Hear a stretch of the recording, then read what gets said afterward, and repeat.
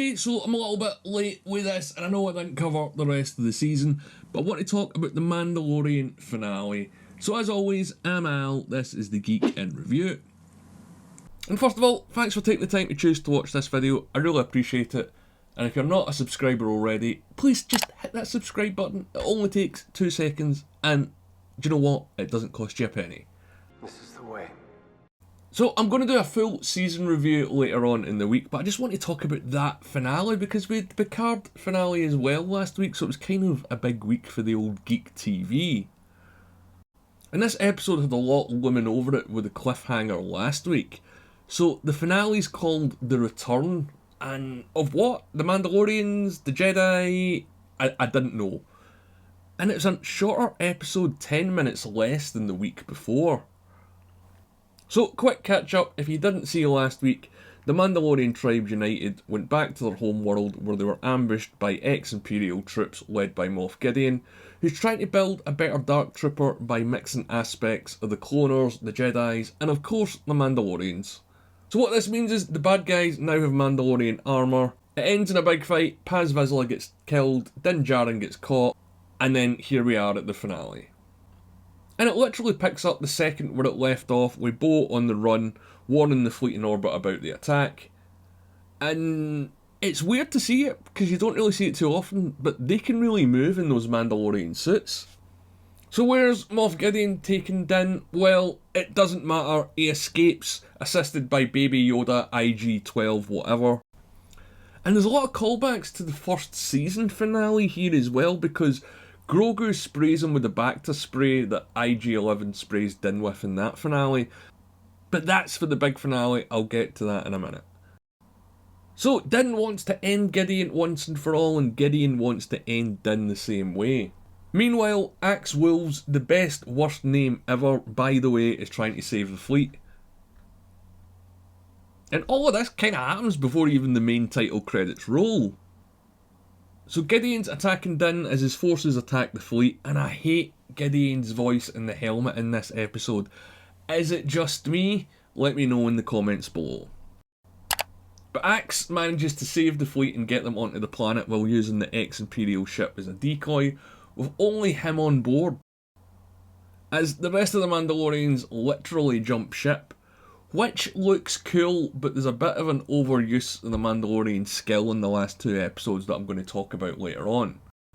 And as you'd expect, this show looks brilliant. I still think this is the best looking show on television, no doubt whatsoever, and it never fails, at least in the sort of visual buffet that it gives you. But back on the planet, Din has to reach Gideon through, which is, let's be honest, an overcomplicated Phantom Menace Easter egg. While the rest of the Mandalorians, led by Bo, find a cave where there's still plants in it. So, clear setup that they're going to resettle the planet, and more importantly that they've got the ability to do it if they can grow plants on their homeworld.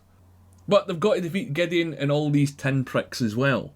Which does get a little bit boring. Once everyone's got Mandalorian armour, it's kind of, you know. It's kind of the whole Marvel thing of the villains having the same ability as the hero, and it gets pretty boring to watch.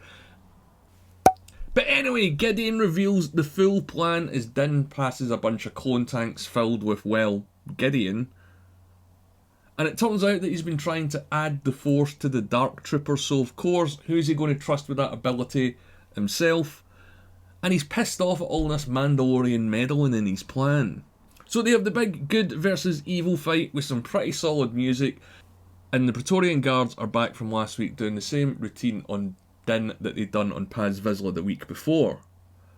But of course, Grogu shows up and saves them in the IG-11 suit. And there's a bit of a fight here with Grogu using the Force in various ways, and they destroy the robot body, which I'm shocked about, because that solved a lot of the problems with Grogu, that he was a bit more mobile, and that he could speak without, you know, actually speaking, which he's going to have to do at one point. Plus, it's a brand new toy as well, so yeah, kind of weird that they didn't keep that one around, if you ask me. Bo shows up to show down with Gideon, while Din takes too long to drop those red pricks. So I guess they aren't exactly the same Praetorian Guards from The Last Jedi if they're dead then, are they? And Bo gets a big showdown with Gideon, which doesn't go well because Gideon seems to be super strong in this armour.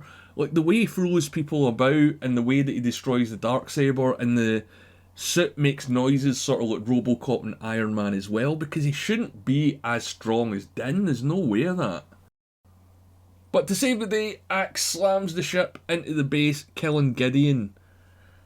So yeah, the big bad for all of 2 episodes this season is gone, and let's just get straight to it. This was a waste. I'm going to do a full season breakdown on this, so as I said, subscribe to make sure you don't miss it.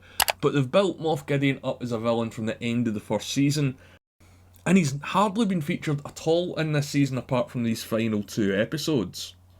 So not massively happy with that. Although they resolved the Gideon story arc, it felt like it was just done as quickly as they could to move on to the next thing.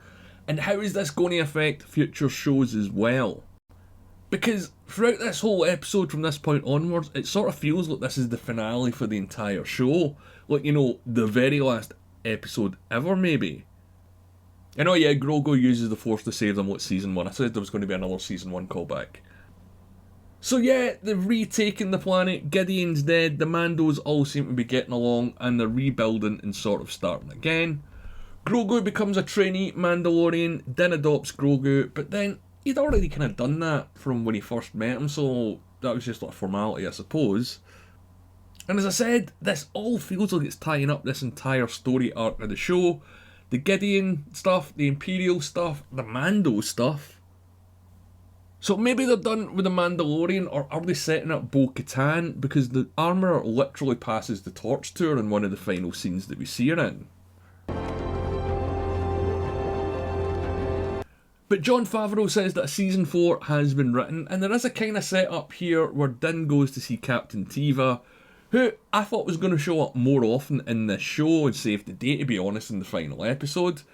But he's just sort of tacked on here, and this all felt like it was a reshoot or something like that. I mean, is that just me as well? So yeah, it seems that if he does get back into action, he's going to be working sort of for the New Republic and Teva. So back to the old cowboy ways that this show started on. And to tie it all up, he goes back to Navarro with a new IG-11 droid who's going to be the new Marshal. So sorry Cobb Vanth, we all thought it was going to be you, but sadly not. And then he settles down in this last scene on Navarro with a cabin out in the middle of nowhere with Grogu. And this is what I mean when I say it really, really feels like a final ending for me, because although they've set stuff up, it's sort of like, well, if we're not going to come back, this is it kind of thing. But it's probably, as I say, just for this story instead of the show, because there is a planned season 4. But when it's going to be, no one knows. We've got Ahsoka, the Acolyte, Skeleton Crew, all to come before that. And if it does come back, they could go a few ways. They could follow Din, they could follow Bo, they could follow the main story on Mandalore, or stick what they've done in this season and cross them over and have Bo and Din together. If Bo does get her own show, I don't think we'll get a Mandalorian season 4. I think he'll just pop up in it like he did in the book of Boba Fett. But what do you guys think? Did you enjoy this episode? I've got a few final thoughts here, and although I enjoyed this episode, I think it could have been a lot better. If you follow any of the theories that were going about online on Twitter and Reddit, the stuff about the armourer was far more interesting than we got. This felt like a sort of paint by numbers into the season. I mean, when you've got Luke Skywalker in the last season finale, it's kind of hard to top. So yeah, I get sort of why they didn't do that. And another thing that I've mentioned throughout this video is when everyone's got Beskar armour, watching them shoot each other gets pretty old pretty quickly. And I think it was pretty overused as well. Because what makes Mandalorians special is they're supposed to be the only ones that can do this stuff. So seeing other people do it and kind of do it well, you know, takes the shine off it a little bit. And let's be honest, this is by far the weakest season of The Mandalorian, so it's sort of a classic example of a show that started really well, grabbed your attention, and then get muddled and is trying to course correct a lot of its plots. A bit like Lost, really. And remember, all this is going to lead into other stuff with Ahsoka, Skeleton Crew in the movie, as I said. So we've got all that to look forward to, and I think the Ahsoka show is probably going to be great, but the one that I'm really looking forward to is the Acolyte, because it's told from the Sith's point of view. But yeah, not the greatest season of The Mandalorian, and not the greatest finale if you ask me. But as always, I want to hear what you think, so let me know in the comments below, or you can reach out to me on Twitter at TheGeeksReviews. If you've made it this far, please leave a like and subscribe to the channel. I'm going to be posting the Mandalorian season review later in the week along with the Star Trek Picard season review, so make sure that you don't miss it and get the notifications turned on. And as always, my name's Al, thanks for watching.